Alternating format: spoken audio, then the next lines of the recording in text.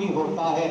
انشاءاللہ میرا جو وقت ہے 35-40 منٹ، میں اپنے وقت میں اپنی بات پوری کروں گا، کہو انشاءاللہ۔ آپ حضرات سے میری ایک گزارش ہوگی، اپنے چہروں پہ خوشی لائیں، اپنی پیشانیوں پہ ایمان کی چمک لائیں، اپنی آنکھوں میں محبت کے تارے سجائیں، اپنے حسین اور گلابی ہونٹوں پہ مسکراہٹ لائیں، اور اپنی کلمہ پڑھنے والی پاک زبانوں پہ اللہ رسول کی محبت کے ترانے سجائیں۔ توجہ ذوق سے سنیں گے، جب بھی بات سمجھ آئے اللہ کی رضا کے لیے آپ سارے محبت سے جھوم کے کہیں گے سبحان اللہ۔ ایک دفعہ کہہ دیں تو میرا دل خوش ہو جائے گا، میرے دل سے دعائیں نکلیں گی۔ اچھا لگا۔ اللہ آپ کو سلامت رکھے، اللہ کرے مرتے وقت بھی اللہ کی محبت میں اللہ کے نام کے یہ محبت بڑے جملے ہماری زبانوں پہ جاری رہے۔ قابل قدر دوستوں اور بزرگوں، میرے قرآن مجید کی 2 آیات مبارکہ کا سہارا لیا ہے۔ آپ حضرات کے ذہن پہ ہونا چاہیے کہ آج میں جس مقدس عنوان پہ بات کرنا چاہوں گا اس عنوان کا نام ہے تقویٰ۔ لیکن اگر تھوڑی سی توجہ کریں تو انشاءاللہ موٹر وے جانے تک تو آپ میرے ساتھ جاگیں، جب گاڑی لائن پہ چڑھ جائے تو پھر بے شک آپ سو جائیے گا، ڈرائیور جانے گاڑی جانے یا منزل جانے، تب تک آپ میرے ساتھ چلیں گے انشاءاللہ۔ اللہ تبارک و تعالی نے جناب انسان پہ بہت بڑے بڑے انعامات اور احسانات کیے۔ انسان کا وجود خود مجسم نعمت ہے۔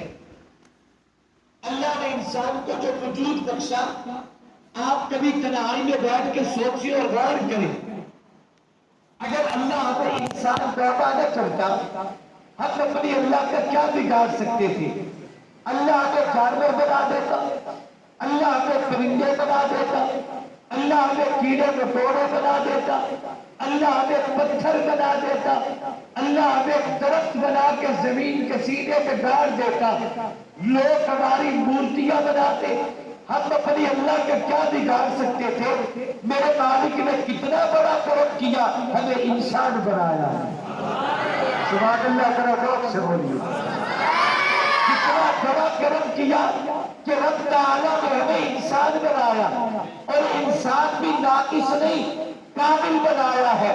دیکھنے کے لیے نگاہیں عطا کی، بولنے کے لیے زبان عطا کی، سننے کے لیے کان عطا کیے، سوچنے کے لیے دماغ عطا کیا، اللہ نے سوکھنے کے لیے ناک دیا، اللہ نے قلب و جگر دھڑکنے کے لیے دیے، پکڑنے کے لیے ہاتھ دیے، چلنے کے لیے قدم عطا کیے۔ میرے رب کا کتنا بڑا کرم ہے۔ دوستوں ٹیکسرا کے روشن زمین ہو، کبھی تنہائی میں بیٹھ کے غور کیا، اگر اللہ نے نگاہ نہ دیتا، لوگ کبھی اپنا کہتے، رب کان نہ دیتا، لوگ پیارا کہتے، رب دماغ نہ دیتا، لوگ طاقت کہتے، اگر رب دل نہ دیتا ہم لاش بن جاتے، ہاتھ اور پاؤں نہ دیتا ہم دنیا میں لولے اور بگڑے ہوتے۔ اللہ نے مصطفیٰ کے صدقہ ہم پہ کتنا بڑا کرم کیا کہ رب نے انسان بھی بنایا ہے، کامل بھی بنایا ہے۔ انسان کا وجود مجسم نعمت ہے، نعمت۔ لیکن اس کے بعد عرض کرتا ہوں، اللہ نے کامل انسان کو کائنات میں جتنے بھی انعامات دیے ان میں سب سے بڑی نعمت جو اللہ نے انسان کو دی ہے اس کا نام ایمان ہے۔ زور سے زور سے زور سے، اس کا نام کیا ہے؟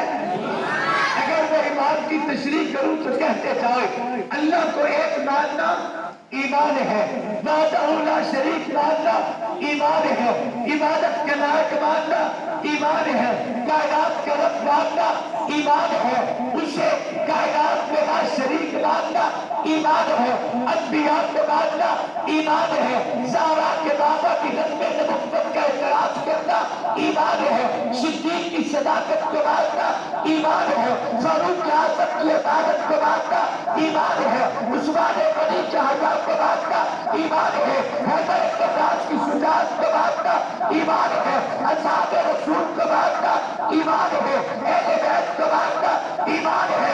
یہی کائنات پہ اللہ نے جتنے بھی احسان کیے، جتنے بھی کرم کیے، جتنے بھی نعمتیں عطا کی، ان میں سب سے بڑا اللہ کا کرم جو انسان میں ہوگا، اللہ نے سب سے بڑا انعام جو ہمیں عطا کیا، اسے ایمان کہا جاتا ہے۔ کیا کہا جاتا ہے؟ دیر سے دیکھیے کیا کہا جاتا ہے؟ اب ذرا سوچ بھی آئے، یہ ایمان میرے رب کو اتنا پسند ہے، میرا جملہ ظاہر کریں کہ مجھے تکلیف ہوگی، ایمان میرے رب کو اتنا پسند ہے کہ پہلے اللہ نے ایمان دل میں اتارا۔ توجہ توجہ توجہ، میرا جملہ ظاہر نہ ہونے پائے۔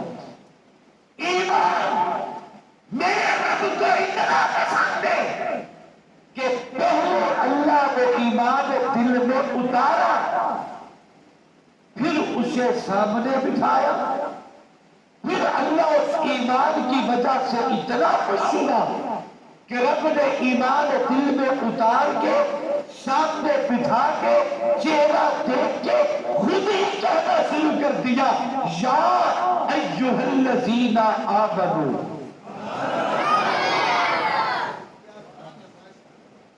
ایمان میرے رب کو اتنا پسند ہے کہ پہلی اللہ نے ایمان دل میں اتارا، پھر مومن کو سامنے بٹھایا، پھر اس ایمان کا خطاب کیا اور فرمایا، یا ایھا الذین آمنوا، اے ایمان والو، اے ایمان والو، سبحان اللہ سے کہہ دو، اے ایمان والو۔ یا ایھا الذین آمنوا کس کا کلام ہے؟ زور سے زور سے درد کے کس کا کلام ہے؟ لانے والا کون ہے؟ نہیں، اللہ نے بھیجا، کلام اللہ کا، لیکن کسے بول کے دنیا میں محبوب میں بھیجا؟ جبرائیل و ابی کو، کس کے سینے پہ اترا؟ میرے آقا صلی اللہ علیہ وآلہ وسلم کے سینے پہ اترا۔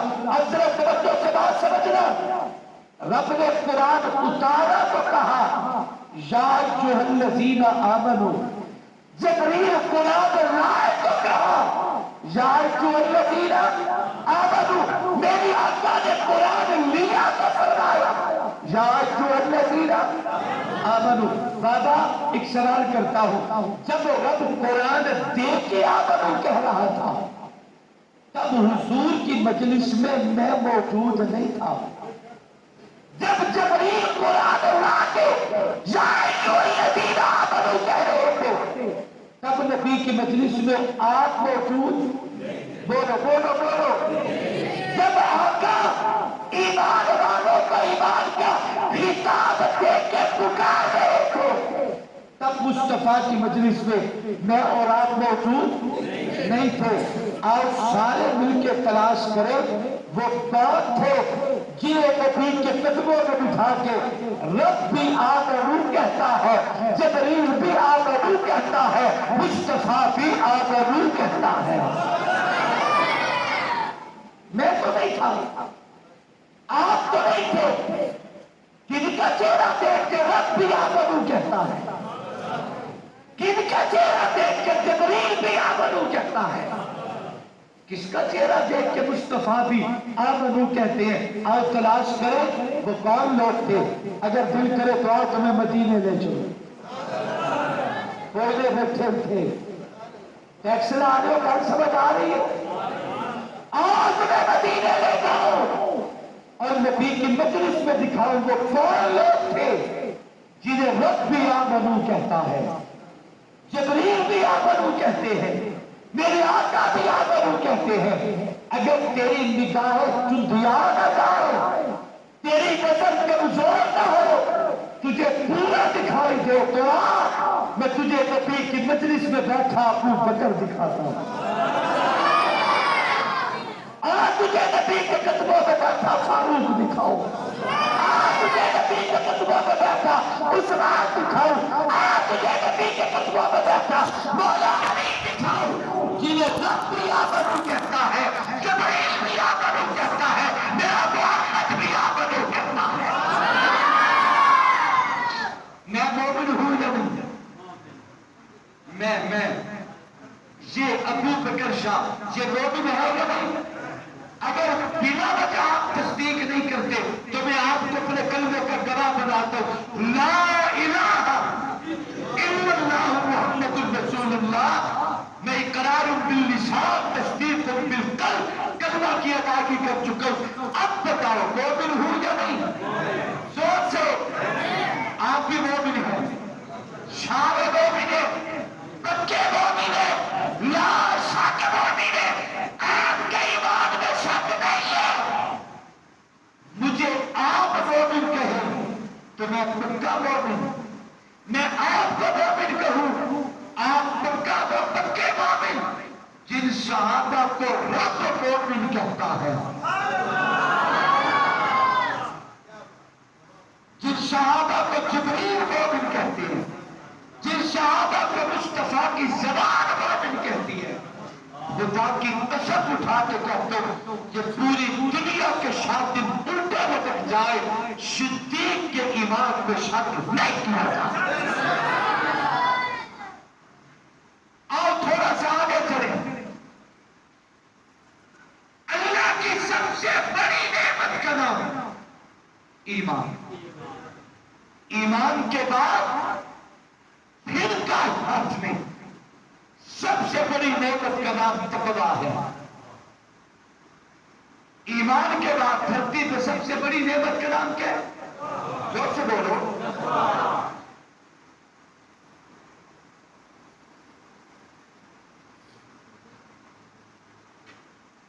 ٹیکس لگا لو، تقویٰ کتنی اہمیت کی چیز ہے۔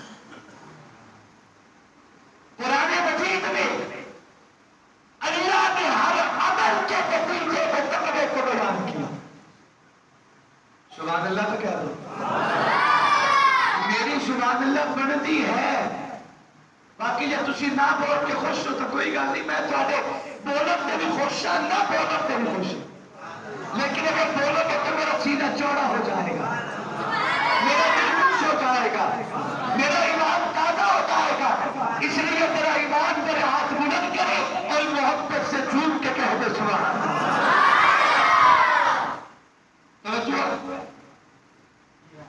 اللہ نے قرآن میں ہر عمل کے نتیجے میں تقوی کو بیان کیا۔ میں نے جس آیت کا سہارا لیا، اللہ فرماتا ہے یا ایھا الذین آمنوا کتب علیکم الصیام کما کتب علی الذین من قبلکم لعلکم تتقون، روزہ رکھے کون؟ ایمان والے، ایمان والے روزہ رکھے جیسے پہلوں نے رکھا، کیا ملے گا؟ فرمایا لعلکم تتقون، متقی بن جاؤ گے۔ ہر عمل کے نتیجے میں تقویٰ، نماز پڑھے متقی بن جائے، روزہ رکھے متقی بن جائے، زکات دے متقی بن جائے، کعبے کا حج کرے متقی بن جائے۔ اللہ نے ہر عمل کے نتیجے میں تقوی کو بیان کیا۔ اللہ اگر ہم متقی بن جائے ہمیں ملے گا کیا؟ کیا ملے گا؟ اللہ فرماتے ہیں ان للمتقین مفازا حدائق وعنابا وکواعب اترابا وکأسا دہاقا لا يسمعون فیہا لغوا ولا کذابا۔ تقوی کا انعام جنت، متقی کا بدلہ جنت، تقوی کا انعام جنت۔ جنتی بولے، جنتی زبان بولو سبحان اللہ۔ متقی بن جاؤ، تقوی کا بدلہ جنت۔ لیکن کوئی شخص سوال کر سکتے ہیں نا، شاہ جی تقویٰ بھی بتا دیا، متقی کا انعام اور بدلہ بھی بتا دیا، لیکن یہ تو بتائے نا تقویٰ کہتے کسے ہیں؟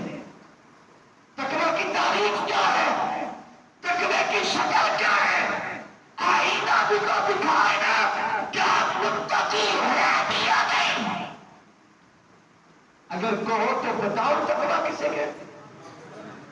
بولیے ذرا، دل کرے تو بتا متقی کون ہوتے؟ ایک ہے کہ میں اپنے لفظوں میں بتاؤں میری کیا حیثیت ہے، میں تو کچھ بھی نہیں. آؤ حکیم رحمت حضرت تھانوی رحمہ اللہ کی زبان میں کہتے ہیں. حضرت تھانوی نے تقوی کی تعریف ان لفظوں میں فرمائی. توجہ ہے؟ حضرت تھانوی فرماتے ہیں تقوی دل میں پیدا ہونے والے اس احساس کا نام ہے. تقوی دل میں پیدا ہونے والے اس احساس کا نام ہے کہ جس احساس کے پیدا ہو جانے کے بعد مومن کو گناہ سے نفرت ہو جائے، نیکی سے محبت ہو جائے. یہ تقوی. اب آج شخص آئینہ اٹھائے اور اپنا کردار خود دیکھے، اپنا ظاہر باطن خود دیکھے. ظاہر بندہ دیکھ سکتا ہے، جب باطن ظاہر جیسا بن جائے. امام غزالی رحمہ اللہ سے کسی نے پوچھا ہر نمازی متقی ہے، ہر غازی متقی ہے، ہر حاجی متقی ہے، ہر نیکوکار متقی ہے، ہر حافظ و قاری متقی ہے، لیکن ولی سارے نہیں ہوتے. ولی بندہ کب بنتا ہے؟ امام غزالی نے فرمایا جب بندے کی خلوت اور جلوت ایک جیسی ہو جائے، سمجھ لے کہ بندہ اللہ کا ولی بن چکا. یہ آپ کے قریب ہے نا چکوال، تو میں چکوال بیان کر رہا تھا تو میں بعد میں آ کے بیٹھا. آپ کی اسلام آباد یونیورسٹی کا ایک طالب علم تھا تو میرے پاس آیا، مجھے آ کے کہنے لگا حضرت جی ایک مسئلہ عرض کرنا ہے. میں نے کہا حکم کریں. کہتے ہیں کہ آپ کی پوری تقریر مجھے ایک لفظ سمجھ آئی اور میرے دل میں اتری. آپ کے سمجھانے کا انداز بہت اچھا لگا. میں یونیورسٹی کا طالب علم ہوں لیکن ایک بات سمجھ نہیں آئی. میں نے کہا حکم کریں، میں ابھی سمجھانے کو تیار ہوں. کہتے لگا جی آپ نے فرمایا جب بندے کی خلوت جلوت ایک جیسی ہو جائے بندہ اللہ کے ولی بن جاتے ہیں. مجھے نہیں پتا خلوت کسے کہتے ہیں، جلوت کسے کہتے ہیں. تو میں نے اسے بھی سمجھایا اور میں نے اس سے جملہ کہا. میں نے کہا اس کا مطلب یہ ہے کہ آئندہ مجمع میں خلوت اور جلوت کی وضاحت بھی ضرور کی جائے تاکہ کوئی بات بھی کسی بندے کے اوپر سے نہ گزرے جیوے میں اتر جائے. امام غزالی نے فرمایا جب بندے کی خلوت اور جلوت ایک جیسی ہو جائے تو بندہ اللہ کا ولی بن جاتا ہے. یہ خلوت اور جلوت کے ایک جیسی ہونے کا تصور عبادات جتنی بھی ہے شریعت میں، ان عبادات میں اگر کسی عبادت نے ہمیں خلوت اور جلوت کا یکساں تصور دیا ہے تو وہ روزے میں دیا. خلوت اور جلوت کا معنی یہ ہے کہ جب بندوں میں بیٹھے تو لمبے لمبے قیام کرو، جب لوگ دیکھیں تو لمبی لمبی تسبیحات پڑھے، اور جب علیحدگی میں جاؤ تو تیرے کاموں پہ اذان اور نماز کا وقت گزر جائے اور جوں تک نہ رہے تو بندوں سے ڈرے لیکن رب سے نہ ڈرے. یہ فرق بھی زیادہ ہوگا. جتنا بندوں سے ڈرتا ہے اس سے بڑھ کے خدا سے ڈرنا چاہیے. جتنا لوگوں کے سامنے جھکتا ہے اس سے بڑھ کے خدا سے جھکنا چاہیے. لوگوں کے سامنے کی زندگی کو جلوت کہا جاتا ہے. لوگوں کو کوئی نہ دیکھے صرف رب دیکھے اسے خلوت کہا جاتا ہے. جب تیری خلوت جلوت ایک جیسی ہو جائے سمجھ لے کہ بندہ اللہ کا ولی بن چکا. سب سے بڑا ایمان کے بعد اللہ کا انعام کیا ہے؟ تقوی. ایمان کے بعد سب سے بڑا انعام کیا ہے؟ تقوی. زور سے بولو کیا ہے؟ حضرت تھانوی کی زبان کا جملہ نقل کر لو. فرماتے ہیں تقوی دل میں پیدا ہونے والے اس احساس کا نام ہے جس احساس کے پیدا ہو جانے کے بعد مومن کو گناہ سے نفرت ہو جائے، نیکی سے محبت ہو جائے. رب ہم سے تقاضا کرتا ہے. ایسا مفتی صاحب اس کی اگر کچھ اچھا ہو رہے تو اس کی برکت توجہ،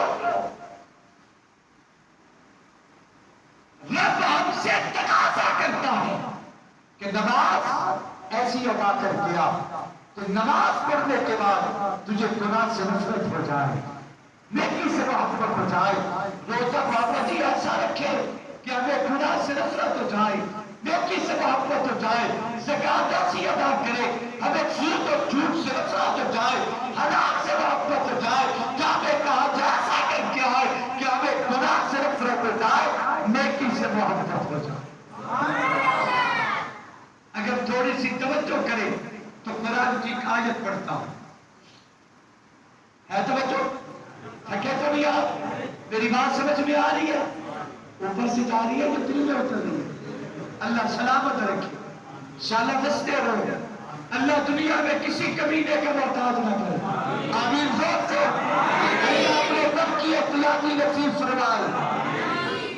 میں قرآن کی آیت پڑھتا ہوں، اللہ فرماتے ہیں حضرت جی اِنَّا اَكْرَمَكُمْ عِندَ اللَّهِ اتقاکم، شک نہ کرنا تم میں سے اللہ کے نزدیک عزت والا، سب سے زیادہ عزت والا وہ ہے اتقاکم، جو تم میں اتقا ہو۔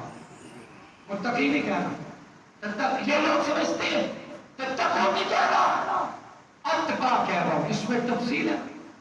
اتقا تم میں اللہ کے نزدیک سب سے بڑی عزت والا وہ ہے جو تم میں اتقا ہو، اتقا ہو، آپ بھی سمجھیں، جو تم میں سب سے بڑا اتقا ہو۔ نمازی متقی ہے، ہر شخص چاہتے ہیں میں متقی بن جاؤں، شب بیدار متقی، ولی متقی، کتب متقی، غوث متقی، ابدال متقی، یہ پوری کائنات تقوی کو تلاش کرتی ہے، لیکن تقوی جس تحریش میں ہاتھ جوڑ کے اپنے حسن کی بھیک مانگتا نظر آئے اسے اتقا کہا جاتا ہے۔ پوری کائنات تقوی کو تلاش کرتی ہے، لیکن تقوی جس تحریش میں اپنے حسن کی بھیک مانگے اسے اتقا کہا جاتا ہے۔ میں نے دست بستہ عرض کی، میرے والد مصطفیٰ کی ختم نبوت کا صدقہ اللہ مجھے سمجھا دے تاکہ میری قوم پہ واضح ہو جائے یہ تتقون تو سمجھ میں آیا۔ اتقا کون ہے؟ رب کے نزدیک عزت اسی کی جو اتقا ہو، بلندی اسی کی جو اتقا ہو، مقام سب سے زیادہ اس کا جو اتقا ہو، شان والا وہ ہے جو اتقا ہو، مقام والا وہ ہے جو اتقا ہو۔ اللہ کے متقی تو سمجھ میں آیا، اتقا کون ہے؟ اللہ فرماتے ہیں قرآن کھولیے، میرے قرآن کھولا، رب اعلان کرتا ہے، توجہ میرا جملہ ضائع کرنا، رب اعلان کرتا ہے وَسَيُجَنَّبُهَا الْأَتْقَى الَّذِي يُؤْتِي مَالَهُ يَتَزَكَّىٰ وَمَا لِأَحَدٍ عِندَهُ مِن نِّعْمَةٍ تُجْزَىٰ إِلَّا ابْتِغَاءَ وَجْهِ رَبِّهِ الْأَعْلَىٰ وَلَسَوْفَ يَرْضَىٰ۔ میں سو کا ایک جملہ کہتا ہوں کہ قرآن جسے اتقا کہے اسے محمد کا یار ابو بکر کہتے ہیں۔ قرآن جسے اتقا کہے اسے صدیق اکبر کہا جاتا ہے۔ ایک جملہ کہہ دوں آخر میں، میرے پاک نبی کا ایک فرمان ہے، دل پر لکھنا،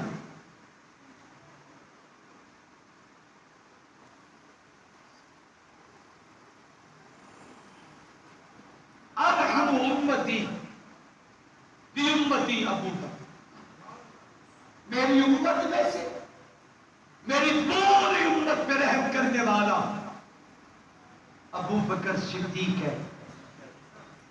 آپ دنیا جہان کا وزٹ کریں، سروے کریں، نقلی عقلی دلائل اکٹھے کریں، آپ اس نتیجے پہ پہنچیں گے کہ ہمیشہ رحم بڑوں کے کھاتے میں ہوتا ہے،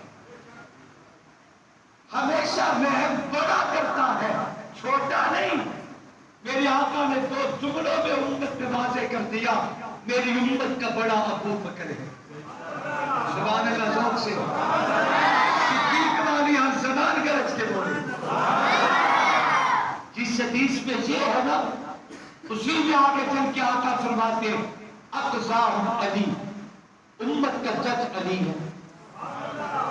बड़ा अबू बकर है लेकिन उम्मत का जज कौन है?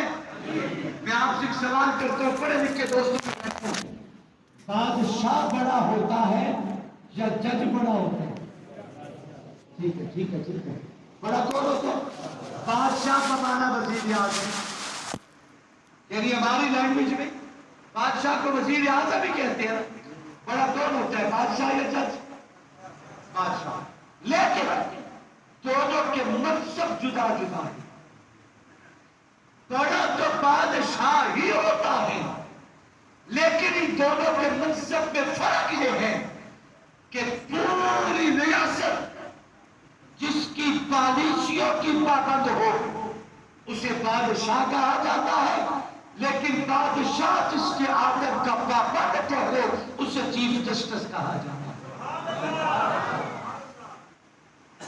रियासत जिसकी पॉलिसियों की पाबंद हो वो बादशाह है, लेकिन बादशाह जिसके आदर का पाबंद हो उसे चीफ जस्टिस कहा जाता है, उसे काजी कहा जाता है। अब जरा तवज्जो से मसला समझे। अगर यहीं पे बस नहीं और अगर मसला समझ ना आया हो तो मैं तो मिसालें भी अर्ज करता हूँ। वक़्त के वजीर आज़म पूरी रियासत उनकी पाबंद है, लेकिन जब अदालत का फैसला बादशाह के खिलाफ आ जाए तो फिर बादशाह अपने मनसब में ठहर। साबिका वजीर आज़म साहब कौन थे? इमरान खान साहब 3.5 साल बरसर इख्तियार में हो, उनकी जगह पे जनाब शहबाज शरीफ साहब को चुना गया। वो घर गया, क्यों? इसलिए कि अदालत का फैसला उनके खिलाफ आया। 13 की हुकूमत में वजीर आजम साहब का नाम क्या था? मियां नवाज शरीफ साहब। 3 साल के बाद उनकी जगह पे जनाब शाहिद खाकान अब्बासी साहब को चुना गया और मियां साहब को घर जाना पड़ा। क्यों? इसलिए कि अदालत का फैसला उनके खिलाफ आया। आज की हुकूमत में वजीर आजम साहब कौन थे? यूसुफ रजा गिलानी साहब। 3 साल के बाद उनकी जगह पर जनाब परवेज अशरफ साहब को चुना गया। उन्हें घर जाना पड़ा इसलिए कि अदालत का फैसला उनके खिलाफ आया। एक मसला समझ आया कि बड़ा तो बादशाह ही होते हैं, लेकिन जब तक अदालत के साथ हो और अगर अदालत का फैसला बादशाह के खिलाफ आ जाए तो फिर याद रखे कल भी कौम अदालत के साथ थी, आज भी कौम अदालत के साथ है। अब जरा तवज्जो से मसला समझे। मेरे आका ने फरमाया अक़ज़ाहुम अली, उम्मत का जज अली है, उम्मत का काजी अली है, चीफ जस्टिस अली है। मुझे कहने दो दौर सिद्दीक़ अकबर का है मगर जज हैदर कब्बार है। 10 साल तक दौर फारूक आज़म का है, बादशाह फारूक आज़म है मगर जज अली जुल मुर्तज़ा है। 12 साल तक दौर और वक़्त के बादशाह उस्मान गनी है मगर जज अली जुल मुर्तज़ा है। बाबा मैं बता के तोहर कहता हूँ, पूरी रियासत बादशाह की पॉलिसियों की पाबंद है, लेकिन जब अदालत का फैसला चीफ जस्टिस के फैसला बादशाह के खिलाफ आ जाए तो फिर कौन अदालत के साथ होती है, कौन जज के फैसले की पाबंद होती है। मैं बता के तौर कहता हूँ, चूंकि उम्मत का जज अली है, ये उम्मत में मेरे तमाम अकाबिर हम कल भी अली के साथ थे, हम आज भी अली के साथ थे। अगर सिद्दीक कहा कि नहीं थे तो अली का फैसला सिद्दीक के खिलाफ लाओ, हम अली के साथ। अगर फारूक का हक नहीं थे, उस्मान हक नहीं थे, तो मौला अली का फैसला इन लोगों के खिलाफ लाओ, हम अली के साथ खड़े नजर आएंगे। लेकिन अगर 2.5 साल सिद्दीक अकबर के पीछे अली नमाजें पढ़े, वसीयत 10 साल तक फारूक आज़म के हाथों पर जज अली हाथ रखे, 12 साल तक हजरत उस्मान गनी को जज अली अपना मुक्तदा चाहे, तो मैं बता के तो कहता हूँ सिद्दीक उमर उस्मान के हक में ये उम्मत कल भी अली के फैसले के साथ थी, आज آخری امت علی کے ساتھ ہے۔ اللہ سے دعا کرتا ہوں اللہ مجھے اور آپ کو عمل کی توفیق بخشے۔ آخر دعوانا